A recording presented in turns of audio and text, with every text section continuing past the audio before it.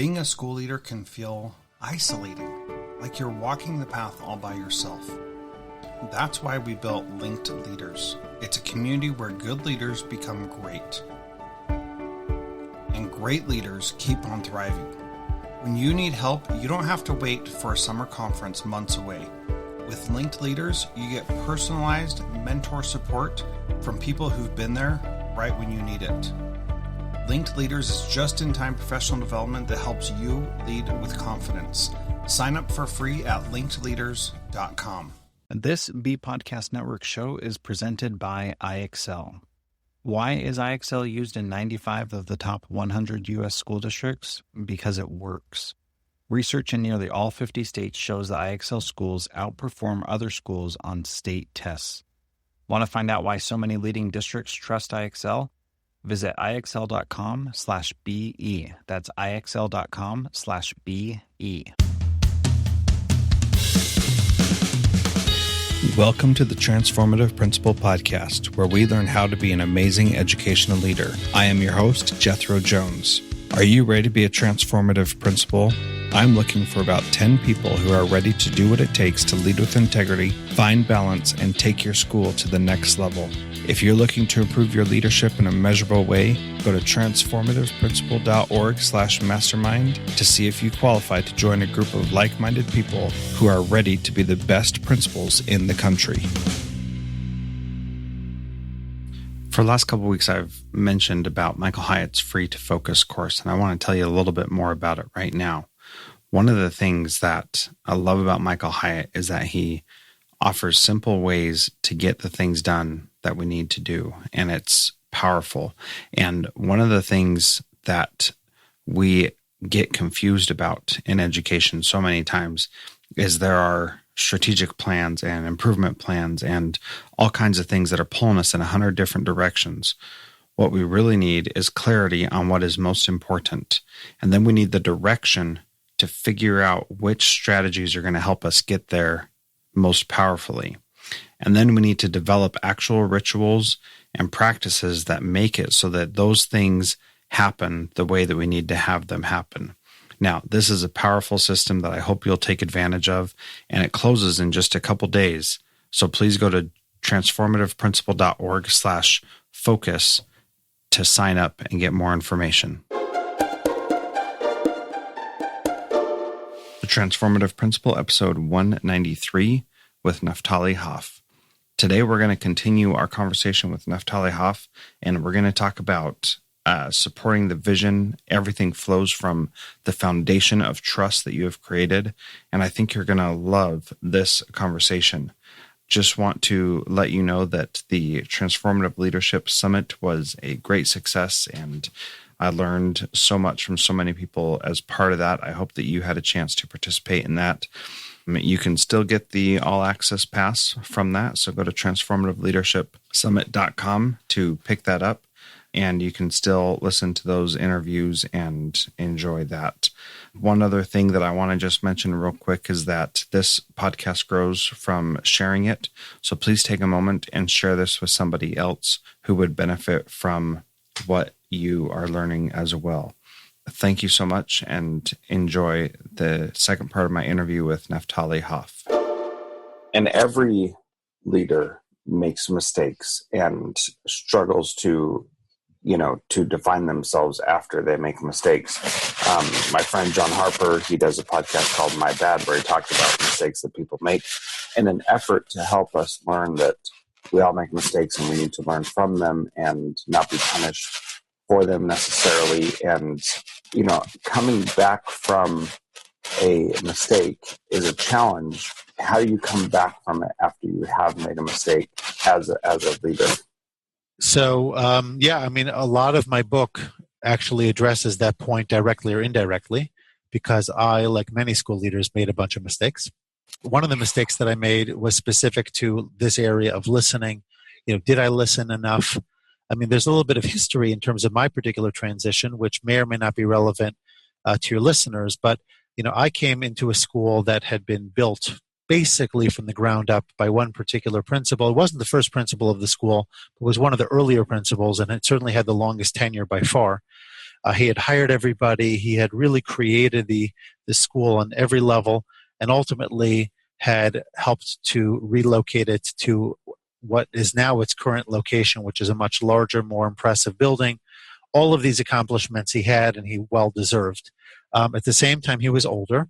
There were a number of areas within the school that needed to be addressed, and people were waiting for the new boss to show up and to be able to make those things happen. And so I showed up with a clear sense of mandate of change. Yet I had a faculty that was very veteran, not so eager to go ahead and make any major changes.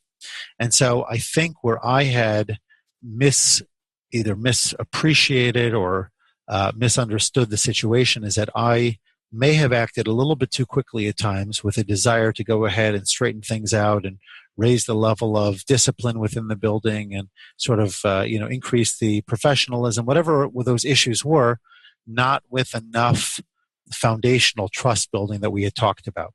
And the result of that ultimately became that I had to do a lot of repair work in my first year, my second year as well, in order to get to a point where we could really make progress. And I think it was not until my third year we had brought in a consultant to help get us aligned. There was a lot of foundational work that needed to happen. Some of it would have needed to happen anyway, but I think some of it I did create, again, because of this disconnect between the mandates of the parents and the board and the lack of openness to change from within the faculty and from many of the students who are very comfortable with the way things were operating before I arrived. So that would be an example of owning up to a situation. I did speak publicly to the teachers as well as individually to certain groups to have conversations about this, to own up to where I felt I had made mistakes along the way, and also to get their support and their backing so that we could really achieve what needed to be achieved moving forward. Yeah, it's funny. So my issue is I always feel a sense of urgency, and like I want these things to happen today, yesterday, right away, not because I'm impatient, but just because I know that if we are doing wrong by kids, then we only have them for a limited amount of time. And I'm at the middle school level, and so the school I'm at now is 7th and 8th grade, and so we've got just 2 years to make an impact on these kids, and we're going to make an impact for better or for worse. I want that impact to be for better, and so my default is the urgency, because I don't want kids to go through our system and not have the best experience possible. So help talk me back from the ledge about that urgency so that I don't do stupid things because I'm impatient. Yeah, so I think I suffer from the same, I don't want to call it condition, dilemma, whatever it might be. But the way that I started to look at it is that you sometimes need to, think big picture. Yeah, you're going to have some kids who the very few first weeks and months of the school year may not be getting the full benefit of what it is that you think you can offer by doing it the way that we're describing. But if you think about it in terms of the amount of mental and emotional bandwidth that you can handle, and the long term of the pieces you may need to be picking up along the way, and the backtracking you may need to be doing, if you don't create the right foundation from day one, then I think you're going to find yourself that you're spending far less time helping advance the goal that you have for the children, while you're trying to deal with the adults. And Rick Lavoie talks about this idea about when elephants fight, it's the grass that gets trampled. And I think that that's it's an African saying, but I think it really holds a lot of truth, in terms of the political and the professional elements that the school leaders need to be dealing with. You kind of like want to say to yourself, well, can't we just all get focused on what's really important here, which is helping the kids? And, part of it is the teachers may not see what's best for the kids the same way that you do. But even if they do, they may not be willing to support it. So John Maxwell, for example, has this great, I view it as a matrix. And basically the idea is that if you support the leader and you support the leader's mission or vision, then you get behind the leader. That's easy. If you don't support the leader and you don't support his mission, then obviously you get another leader. All of that makes sense. But where it gets really interesting is what happens if you support the leader, but you don't support his vision, or you support the vision, but you don't support the person. And typically, you may think, one way or the other here, but the way that it goes, at least based off of his ideas and his research, is that where you can support the vision. So I agree with you as a vision, as a concept, as an ideal that makes sense for us to pursue. But if I don't support the leader whose face and whose name and whose brand and whose behaviors and all of this are attached to that vision, then the outcome remains get another leader. But if I support the leader, and the leader is somebody who I trust and all of this, even if the specific vision does not resonate, then instead of saying get another leader, we simply say get another vision. So I think it's important, coming back to your question, that we really create that foundation, because everything flows from there. If you have the foundation, the support, the trust, the relationships, the open ear listening, etc., then you can go ahead and move almost anything forward, because people will be behind you. They'll see you. They'll think positive. I don't want to, again, create this Pollyannish, unrealistic set of expectations, but under normal circumstances, we make decisions mostly based off of the emotional connection. That's how we purchase things. That's how we align with people and organizations. It's just the way we are. We think we're rational. We like to list all the ideas, but at the end of the day, we make decisions based on our emotions. And so the more that we have positive emotional triggers that are created because the way we're relating to, connecting with, and supporting our teachers, the more that they will ultimately take our ideas and run with them, because they will have broken down the barriers that may otherwise exist when it comes to change. Yeah. So that was good. We make decisions based on the emotional connection. I hope that we're recording this. I'm just kidding. That was good. That we talk about that, and we think that matters, but really that's just about everything. And I got to share a quick story. My superintendent, many years ago, Dave Doty, he's at Canyons Dave on Twitter. If you're not following him, you should. I had just been hired on to the district and had been working there for about 4 months or so. And in that time, he had friended me on Facebook and friended my wife on Facebook. And he was the superintendent. And so my previous superintendent of a 90,000 student school district, I had only seen him once and heard from him once. And that was pretty much it. And now my new superintendent is friending me and my wife on Facebook and, commenting and things like that. So what happened was he commented on her Facebook page when she had a kid about 6 months later and just said, "Congratulations, I'm happy for you." And I cannot tell you how much that meant to my wife, and how immediately her trust for him became something real. And I had good experiences with him, so I was talking him up previous to that, but he wasn't my direct supervisor. There were 3 or 4 people between us, but he still did that, still connected with her, and made it a personal thing. And fast forward 3 or 4 years, when there's all this stuff in the news, as there is, about leaders who are pushing the envelope and pushing people to be better. And there were these things in the news about people not liking him and all this kind of stuff. And my wife was so annoyed that people would do that. And she had met him a couple times at that point, but because of his small act of friending her and telling her congratulations on having a baby, that gave her that emotional connection and gave me that emotional connection. And whenever I'm back down in Utah, he and I get lunch every opportunity that we can. And that is a big deal to me, because he made that emotional connection with my wife. She trusted him and could not believe that anybody would find fault in him. Now, obviously, we know that everybody has faults, and she gets that too.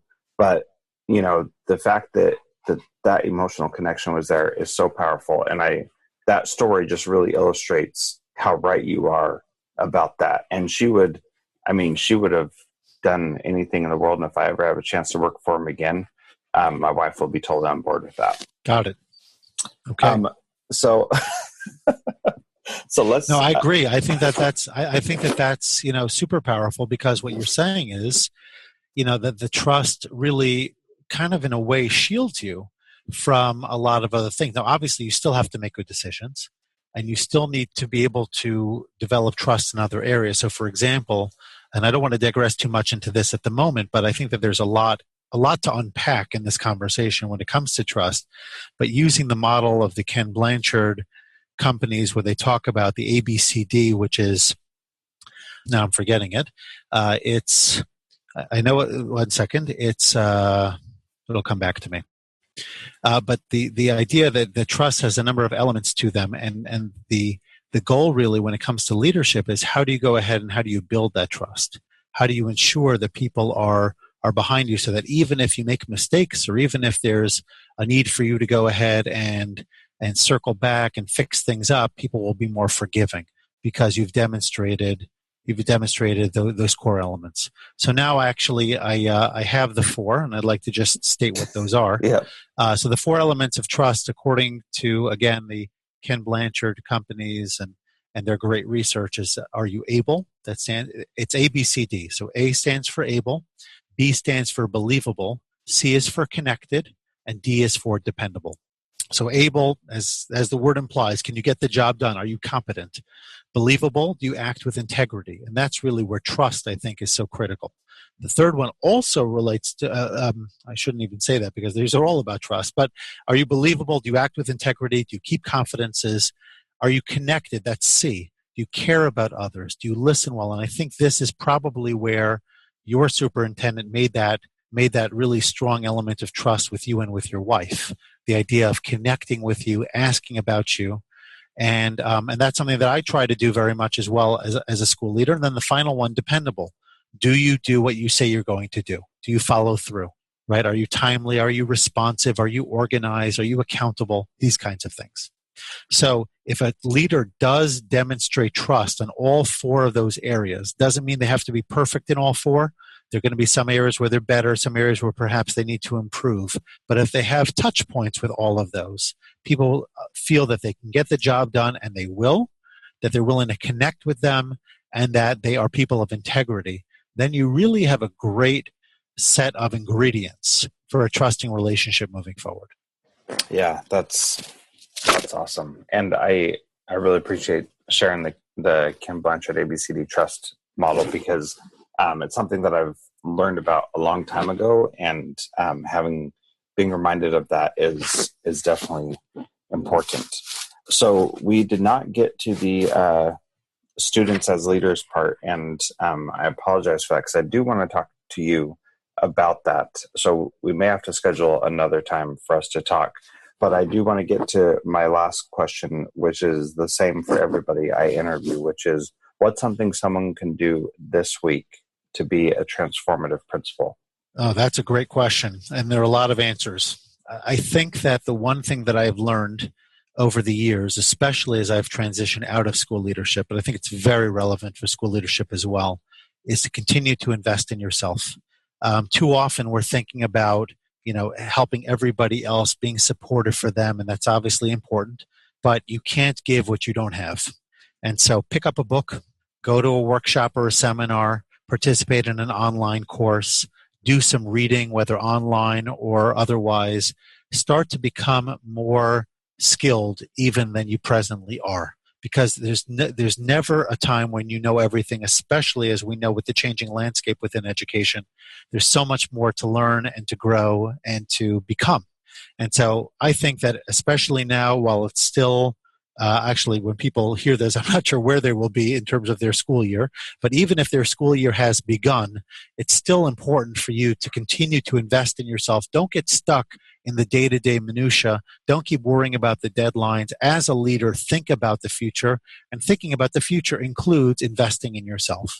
And the more that you're willing to take those steps, to take some time away, to recharge, to connect with peers, whatever that looks like for you, you're going to be that much more effective. And the benefit of that is going to be felt all throughout your building. Yeah, that I couldn't agree more. I do a few other things besides this. If you're listening to this podcast, you are investing in yourself.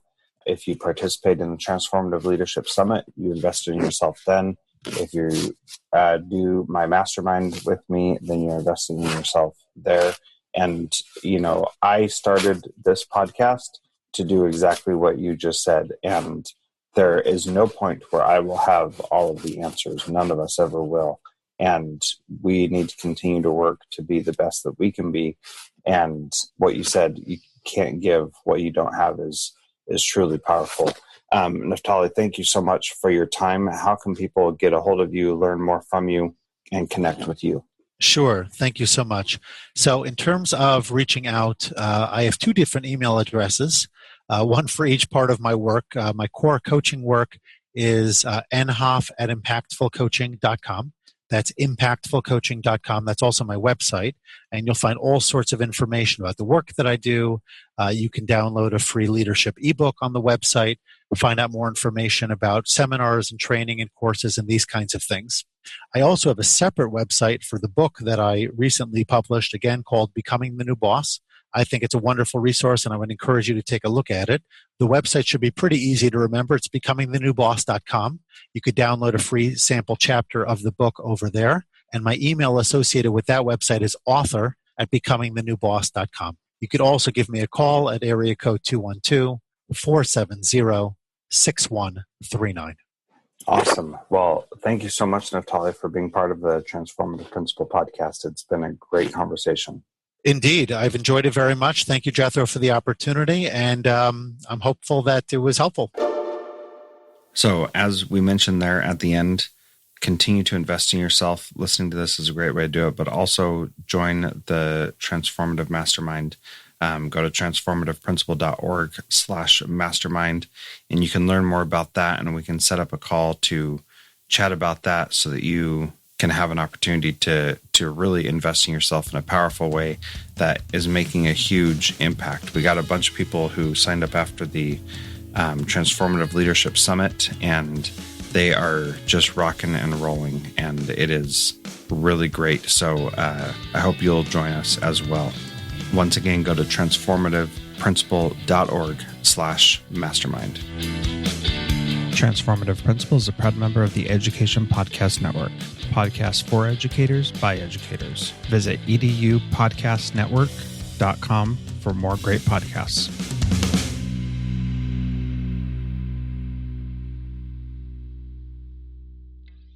Hey, thanks so much for listening to my podcast. Before you go, I want you to take a moment and go sign up for this new project I'm working on called Linked Leaders.